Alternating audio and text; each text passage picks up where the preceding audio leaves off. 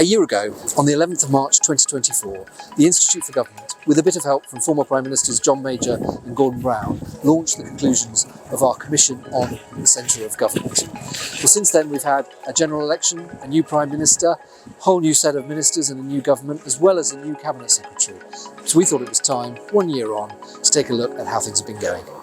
My government will govern in service to the country.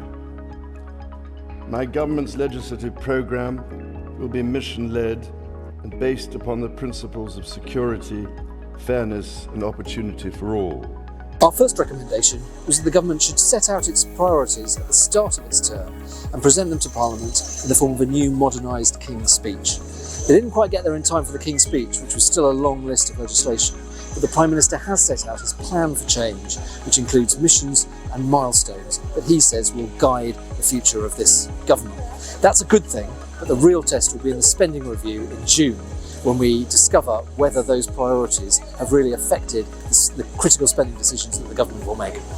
Colleagues, it is absolutely fantastic to welcome you to the Cabinet now first. Our next two recommendations were about the Cabinet.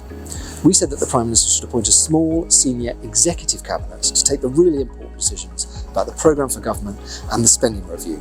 They'd be supported by a small and powerful secretariat.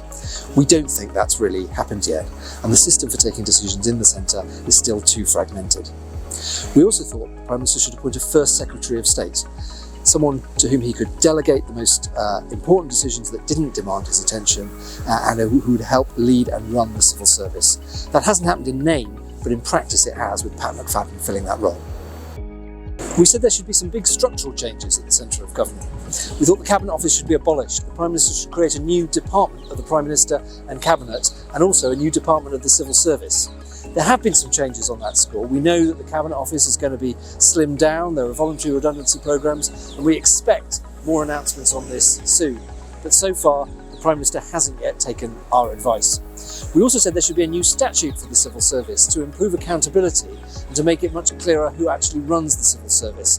The government hasn't done anything on that either, and nor have they split the job of Cabinet Secretary from the job of Head of the Civil Service, which we thought were incompatible in the current environment in which the government operates. Maybe there'll be more news on that soon, perhaps not, we'll have to wait and see.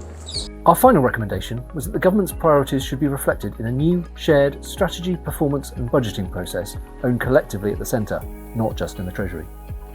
We think there's been some progress on that, and the processes do seem to be more collaborative with sharing of data and information and budgeting across the centre. The real test will be the spending review in June. So the government's made some progress. There may be more announcements soon, but there are still changes that we think could be made to ensure a more effective centre, learning on the lessons from our research and the wisdom of our commissioners.